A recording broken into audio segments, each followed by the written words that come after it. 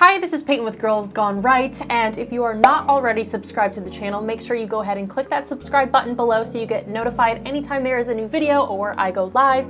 And if you are a really big fan of the channel and you want to go above and beyond, there is a Patreon link below so you can support more fun content.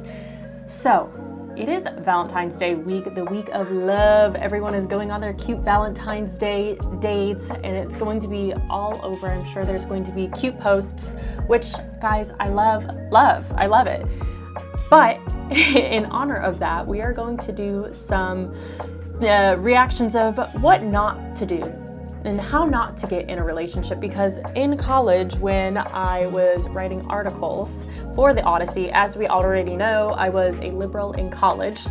Already know that. Did some other reactions in the past. You can check them out on my channel. But this one just felt fitting. Me giving relationship advice as a liberal is actually iconic in the worst way possible. It is so cringy.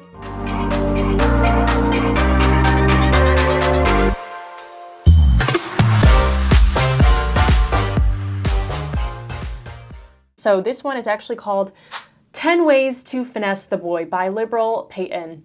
Love that. Love it. This is so great. And then the subheadline is, it's their turn to fall head over ... heels. I don't really know what I meant by that. But I will have you know, this was written October 5th, 2017. So a very, very long time ago. And this article actually has over 30,000 views, which is sad that 30,000 people were reading this horrible, horrible trash advice. So it starts off with saying, the truth is no one knows how to finesse the boys. In order to finesse, you need to know what they want, and I would rather get hit by a bus than try to figure that one out. Great. So she continues to give advice. I'm just going to roast myself on this one. So my advice is do the best you can and just tell them what they want, because they don't even know. Great. That's always the great way to start an article on giving advice. So according to Peyton in 2017, the first rule of finessing is don't give in. Keep the chase going. Guys will wonder why you don't want them, and they'll step up their game. Make them work. Great. So that honestly does not sound like a very feminist take, is make them work. So it's interesting. You can already see signs that Peyton wasn't really fully believing this whole feminist lie. So that was your first rule. And my thoughts on that is I hate the chase. I hate the cat and mouse game. It is so unoriginal and it's so overused. It's what's actually refreshing and attractive is when someone is emotionally intelligent and they are honest and transparent in dating. That is really attractive to me. I love it when I can sit across from someone and we can tell each other what we're looking for, and it's just honest. Like, I don't have to wonder what you're doing. I don't have to send you a text. And that's the whole thing, right? Like, don't text back right away. That's the game that I was trying to insinuate and push. But now, as a 26-year-old woman who's trying to find a husband, that is the least bit attractive, is when someone's trying to play hard to get and I can't fully trust them. There's no excitement in that. But, you know, that is the agenda that I'm currently pushing in this article, I guess, or was pushing in 2017. Rule number 2, be occupied. Do not make yourself available to them all of the time. Make them sweat and act like you are sparing them a little bit of time.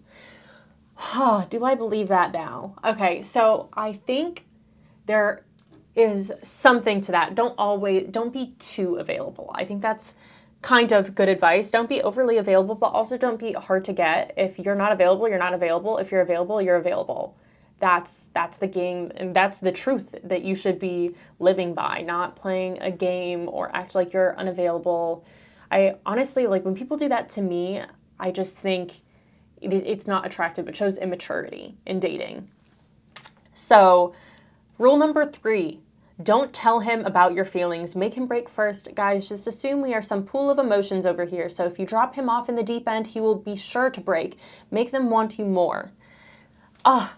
I think this is so interesting because I was not very vulnerable, and as I've shared before, it's something that I'm working on, is being more vulnerable. I feel like I'm trying to recover from these things that I instilled in my own head of how I should act when I'm dating, and now I'm currently, as a 26-year-old adult, this was written in 2017, it's 2024 now. As an adult, I feel like I'm trying to break down my own walls of all these things and boundaries and barriers that I put up in my own head because I was trying to be someone that I wasn't. Like, all of these things are telling you that I'm more masculine. All of this is trying to pull me away from femininity, being soft, being open, being vulnerable. That is such a beautiful thing. It's not a bad thing. I actually think it shows strength when you are able to share bits and pieces of yourself that you don't want everyone to see. It's a very beautiful thing when you give it to the right person. So seeing this is kind of upsetting because I'm currently it's a work in progress. I'm so much better than when I was then, but I'm currently trying to break down that wall that I built. And it's very annoying to look back and see this and knowing that I was doing this intentionally, because as a 26-year-old, now I just have to deal with that. And I see it in my dating life. I see it in other things that I have to break down this freaking wall that tells people that I'm a strong feminist, that I don't need no man. So what I would say to 20-year-old Peyton is, don't not tell people about your feelings just because you think it makes you look cool and it makes you strong. I would say if it's the right person, share your feelings, be open, be vulnerable, and that's how someone is going to truly get to know you. They're not going to get to know you by you playing games and you pretending to be someone else and pretending to have this hard exterior.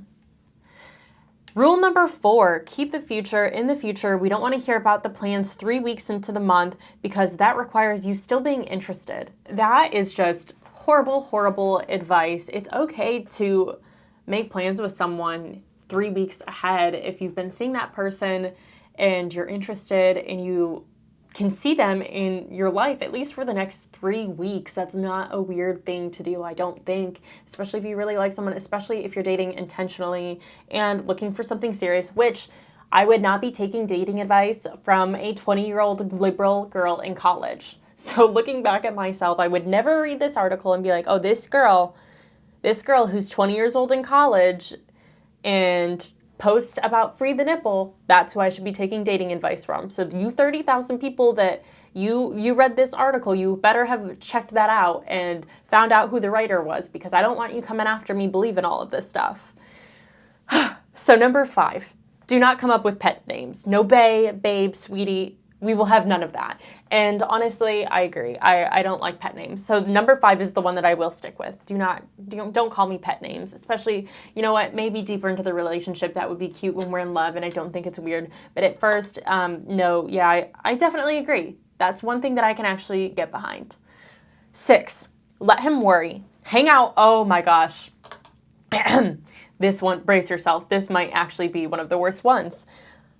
Let him worry. Hang out with other guys, even if they're just friends. If he sees that as competition, it will put him in a panic mode. You should never do this, and we've learned this from home math. If you guys haven't seen my home math reactions, go watch the one that's called Relationship Zones, because they talk about this, that you should never do that, especially if you really like someone. Male attention to a man, what I perceive that as, I guess how I perceive that a man perceives that is, it's unattractive when they see girls getting all of this male attention. That's very unattractive. You don't want a man to think that you're promiscuous and that you're playing hard to get and that you're trying to make them jealous intentionally, and it is just not a good look. You should never do that. So this is probably the worst advice that I could ever give anyone. I would never give my friends this advice now. I would never do that now. I think that is just horrible, horrible idea. If a guy was hanging out with other girls to make me jealous, I would just see that as immaturity. I don't see that as a chase. I don't see that as attractive. I don't want a man to feel like he needs to put me in competition mode. Like, oh, if she really likes me, let's see what she does when I'm going on dates with other girls. Like, no. If you're doing that, that shows me that you're just immature. You're not emotionally available in the way that I need you to be, and you're not ready for a relationship. So I think the same thing for a girl. If you really like a guy, don't put him in a competition mode. Don't make him think that it's a game. Let him know that you are emotionally available and that you are emotionally competent enough to have a relationship, that a healthy relationship, because this is very toxic. 7, be confident. Walk in the room like everyone will notice you, accept compliments, don't boast, but don't boast. Okay, so honestly, 5 and 7, I can get behind. Be confident. I'm so for that. I think that's attractive. I think it is attractive on both sides when you accept who you are and you're proud of who you are. I think there's a difference between being confident and being like, what do you call it? We're like overly confident and it just comes off as unattractive. But I think that there is a fine line between, that having that confidence and then boasting it. So I think as long as you are just secure in who you are and people can feel that energy, and I'm not trying to be like some hippie, but I do think that there is an energy that you give off when you're confident and secure in yourself. So number 8, always laugh at their jokes, even if it's not funny. It'll give him a glimmer of hope that you might be falling for him. Okay, so number 8, that's not a bad one. I think that you should try to laugh at someone's jokes because also it's kind of awkward if you don't. If someone's telling you a joke and you're on a date, I would just imagine if you don't laugh, it's kind of awkward. But yeah, always laugh at the jokes. And I think you hear old people sit down and talk about how they fell in love and what dates they went on. And the old woman will be like, oh yeah, I always laughed at his jokes, even though you told it so many times and it wasn't funny. I always laughed. You should laugh. Laughter is just positive. It's serotonin. It puts a smile on both of your faces. So I'll accept number 8. 9. Ugh, this is another toxic one. Great. Peyton in college, if you can't tell, was obviously toxic and was not emotionally intelligent. Womp, womp, womp. So 9, ignore the calls. Don't feel obligated to answer the first text or call. Leave him hanging for a little bit. No, I don't do that. I wouldn't do that as an adult. I would not take this advice. I would not give this advice to anyone. If I like someone and I'm interested and someone calls me, I'm answering. If I'm available and I'm free, I'm answering. I don't want to just hit ignore because I want to play a game. That's just, again, it's toxic. It's immature. Anytime that you're doing something to prove a point or you're doing it out of jealousy or there is some negative reason why you're acting that way, don't do it. Think about your actions, and if you're doing it because you are trying to make someone jealous or you're trying to get under someone's skin or you're playing a game, don't do it. Have good intentions. Check your intentions before you act. That's the best advice that I would give when dating is make sure that you have good intentions and your intentions isn't to hurt the other person and it's not to gamify dating. Dating is not a game. Playing with someone's emotions is not a game. It's not funny to break someone's heart. It's not entertainment. That is a real person, and I think you need to treat it as such. You need to treat someone with respect and kindness and treat them like a human being, not just a toxic game of cat and mouse. So number 10, have fun, be able to let loose and be yourself. You don't need to just play the game. Something good might actually come out of it. Okay, so out of those horrible bits of advice, she ends up giving you, it ends on a lighthearted note, which you should have fun if you're dating someone. There should be intentions behind it, but go ahead, have a little bit of fun. But the whole cat and mouse thing is just not it. So if this Valentine's Day, if you are stuck in a cat and mouse situation, which they would call it a situationship nowadays, you should revisit why you are in that relationship. Why is it a cat and mouse? Why are you guys not being open with each other's feelings? Why are you not ready for the commitment?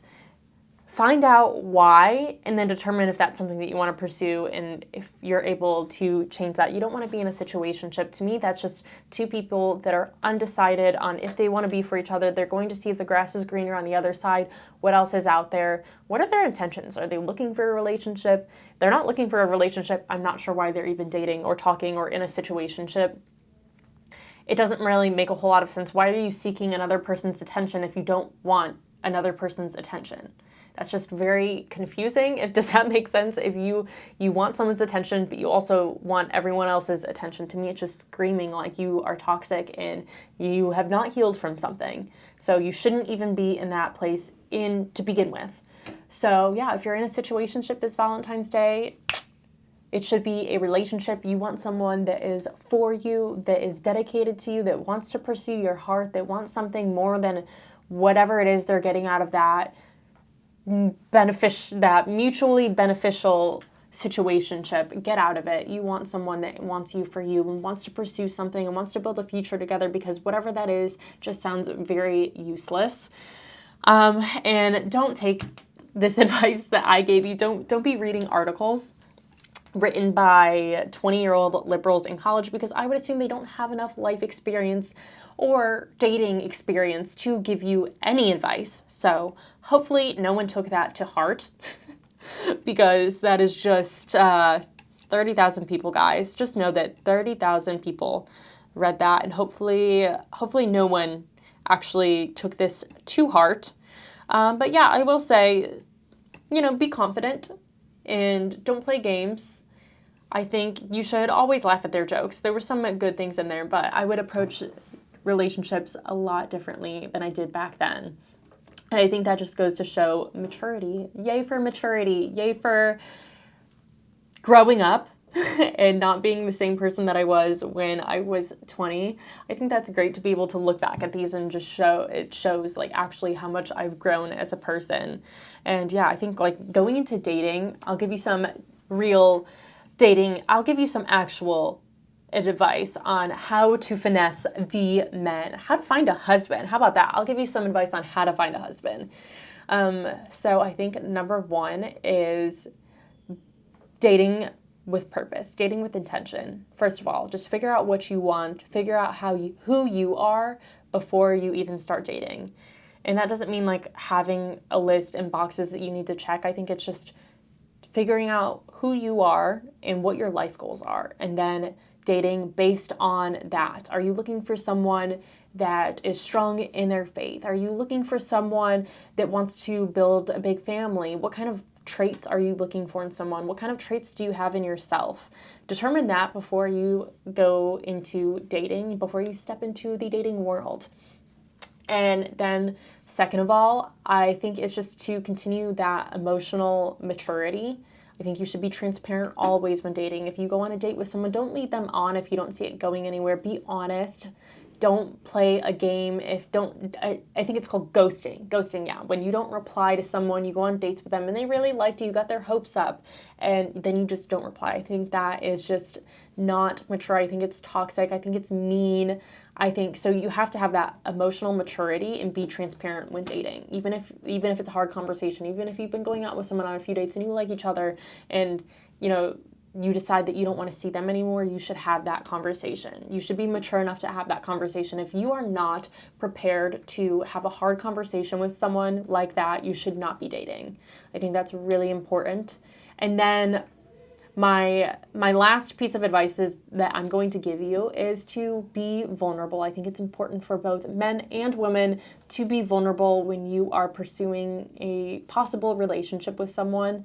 I think that you can't just put on a persona and hide all of your soft things that you don't want anyone else to share. I think that's how you bond and get to really know someone, is by sharing the things that you wouldn't share with anybody else. That's how you build a strong relationship. So I think if you are not ready to do any of those things, you should not be dating. But if you are dating, focus on those and hopefully something good will come out of it. So that is the dating advice that I give today, and that is the dating advice that I currently live by if I am dating. So hopefully this helped. Do not read an article from a crazy liberal, a 20-year-old writing articles in college. I'm so glad we can look back and laugh at these because it is just quite amusing, and I just love that these are on the internet forever. So just remember that. Whatever goes on the internet, it doesn't, just because you delete it, it's always on there. That's always a good reminder. So why not showcase it for our amusement? So also, I think it just goes to show that people can change. Like, I was so far on the other side of the aisle, and this should be hopeful that someone can come to their senses on their own. Not by any, like, I truly have come so far, and that is hope for everyone. So I am happy to share hope at my own expense, and thank you guys for watching Girls Gone Right.